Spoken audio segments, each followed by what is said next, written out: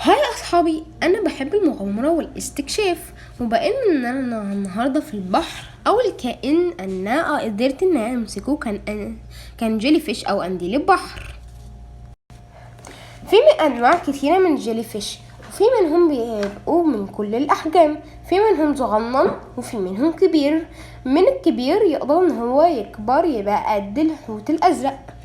اللي بيكبر لحد حجم الحوت الأزرق بيبقى اسمه لاينز مين جيلي فيش.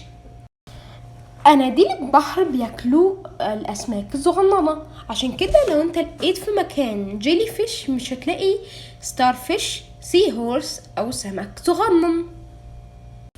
وعشان أحافظ على البيئة الطبيعية أنا حطيت الجيلي فيش تاني في مكانه في البيئة الطبيعية بتاعته واللي هي البحر.